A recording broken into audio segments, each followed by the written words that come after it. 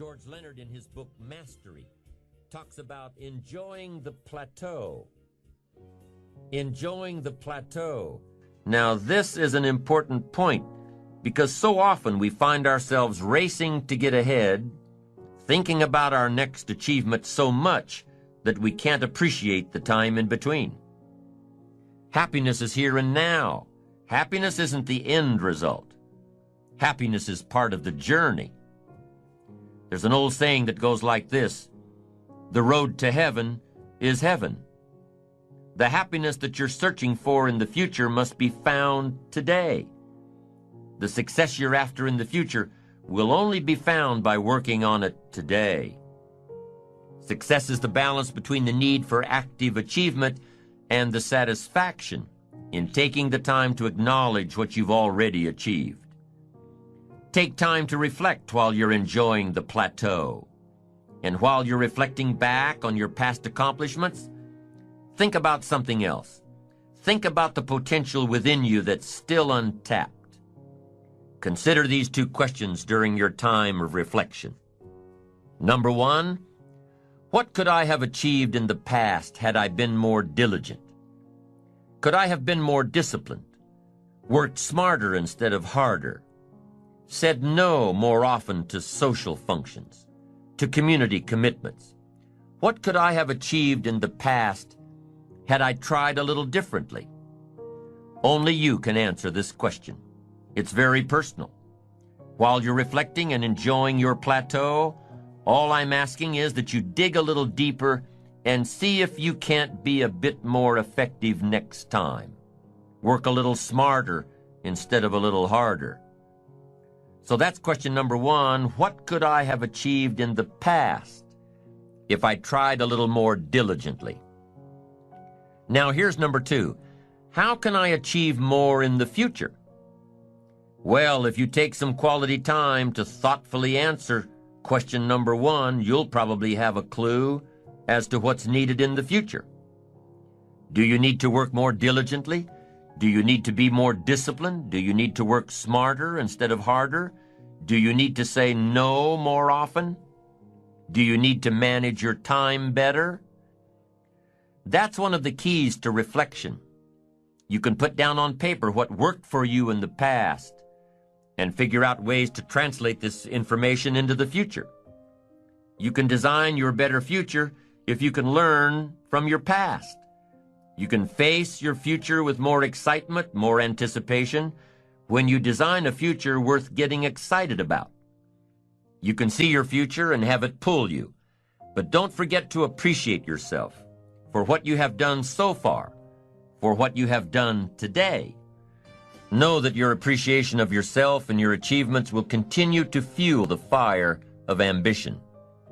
Self-appreciation is an integral part of success. You must develop a strong appreciation for your own style, your own methods, your own process.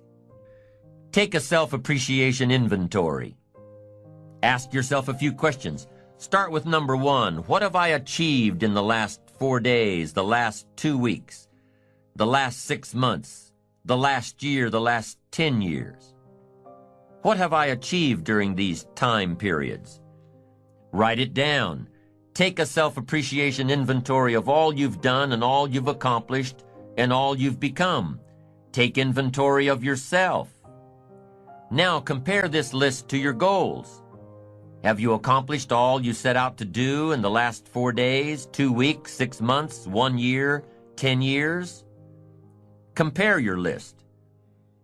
Maybe you've been so busy trying to reach your goals that you haven't taken the time to sit back and reflect on where you've really been.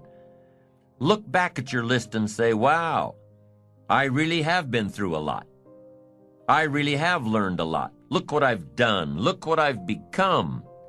I wasn't like this 10 years ago or even 1 year ago. Look at me. I'm doing okay. Building your ambition takes little steps. 1 step at a time, 1 day at a time, 1 week at a time. And it's like taking your family to a reunion where people haven't seen your kids for 6 months or even a year. They say, my, look how you've grown. Well, you know your kids have grown, but when you see them every day, it's hard to notice. So write down all your accomplishments and see where you've been and what you've done and who you've become. You'll say, "Oh, look how I've grown." And that's step one in taking a self-appreciation inventory. Now here's step two. What could I have achieved that I didn't? Be honest now, this is your inventory. Nobody else has to see it. What could you have achieved over the last week, the last month, the last quarter, the last year? What could you have achieved that you didn't? Would a game plan have made a difference? Would your direction have made a difference? Would greater preparation have made a difference? Would more discipline have made a difference? In how you changed your habits, changed your life? Would time management have made a difference? Major time over minor time? Ask yourself, what could I have achieved that I didn't? Now, take this one step further with number 3. What do I want to achieve in the next 4 days, the next 2 weeks, the next 6 months, over the next year, over the next 10 years? What do I want to achieve? Well, all this falls in line with your goals. What you could achieve has to fall in line with what you want to achieve. What you could do has to line up with what you want to do. And what you could become has to meet, what do I want to become? Everything affects everything. And through the proper disciplines, practiced every day, through the proper disciplines, the what could I do has to match up with what do I want to do. And here's number 4. What can I do to achieve this that I'm not doing now? What could I do to achieve my goals that I'm not doing now? What things do I need to work on that I'm not working on now? Remember, it's easy to do the disciplines, the little things every day, and it's easy not to. It's easy not to. Look back at the list you made of your 3 most important work-related goals. Look back at your list of the 3 most important personal and spiritual goals. How are you doing with these? Are you making progress a little each day, a little each day? Are you appreciative of the progress you've made so far? It's important that you take time out to acknowledge yourself, your achievements, what you've done so far, where you've come, who you've become. Self-appreciation is a stage in building ambition that takes a little more maturity, a greater resolve, knowing that you'll do it until you get it done, and taking the time out to acknowledge yourself for doing it. Self-appreciation comes from already being firmly set on the course of positive self-direction, being on the right track, having that wonderful blend of humility and self-esteem, knowing within yourself that you're accomplishing your goals, and knowing yourself enough and being confident in yourself enough to avoid needless bragging. Self-appreciation says that you admit there's room for improvement, knowing that you're on the right track, but admitting the need for continued growth, more books, more seminars, more skills, more disciplines, greater awareness, bigger vision. There's always more room to grow. There's always more knowledge to gain, always more skills to perfect. We're never done with the education process, because education is part of the path to wealth. Education and learning is part of the path to health. Continued education can turn you around if you're headed in the wrong direction. We need the mental food that others provide. We need mental exercise. We need to open up our minds to different alternatives. We need to learn to appreciate the other side of the debate so that we can strengthen our own and defend our own. We need to expose ourselves to a wide range of thoughts and philosophies and ideologies. You've got to listen to a variety of speakers, read a variety of books. No one speaker has all the answers for you. No one book has all the answers. You can't get all the answers from one person. We need a variety of influence to give us input, to give us ideas, to manage our business, to manage our relationships, to manage our finances, to take advantage of our time. We need a variety of influences. We need a variety of books in our library. We need a variety of tapes in our video library, our audio library. We need a variety of voices. And here's what else we need. We need a variety of points of view. Points of view can be so valuable. Somebody says, "Did you ever see it from over here?" And you say, "No." So you step over there where they are and you take a look back over here from their point of view. And you say, "My gosh, I never thought from this perspective. It's so different. No wonder you think the way you do." Here's the clue. Take advantage of all that's available in terms of mental food and mental exercise. Be eager to learn. Always be eager to learn, no matter how far along you are in the journey, no matter where you are in your success. Keep that eagerness to learn. Gather up as much knowledge as you can. And then what? Debate it. Put it all on the table and look at it. Dissect it.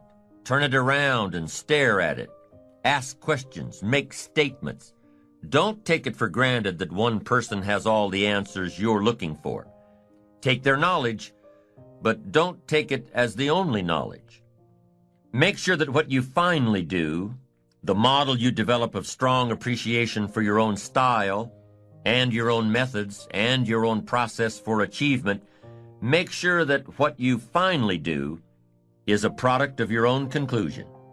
That's what's valuable. Not to just go do what someone says without debating it. Consider the source and then do it your way. You can take an interest in what someone says, digest it, take notes on it, but then debate it. Look at it from all angles. Be a student, not a follower. Building your ambition is a process unique to each and every one of us. Gather all the knowledge that you can. Then develop your approach as a product of your own conclusions. Your own conclusions, not someone else's conclusions. Your own conclusions. You can't fall for other people's philosophies. They may not be right. As you collect knowledge, you must sort through it and find out what's valuable. Then you can develop your own philosophy.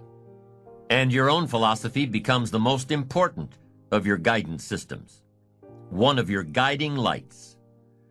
So develop your own plan, lest you get into trouble with someone else's. And debate the plans of others, the philosophies of others, the achievement styles of others, the way others appreciate themselves.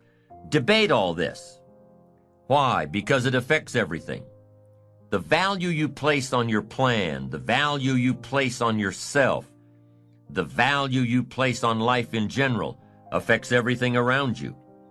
It even affects how you respect time, the 24 hours a day given to each of us to do with as we please. There's a connection between appreciating yourself and appreciating and respecting time. People who appreciate themselves understand and respect the use of time. Here's what I call the best-kept secret of the rich. Interesting discovery that I made one day. I couldn't believe it when I found out that rich people have about 24 hours a day, and poor people have about 24 hours a day. Wouldn't that drive you mad until you found out what the difference was? I'm telling you, the difference is in the management of the time. A few simple disciplines practiced every day, and your whole life can change. Your future can change. Your income can change.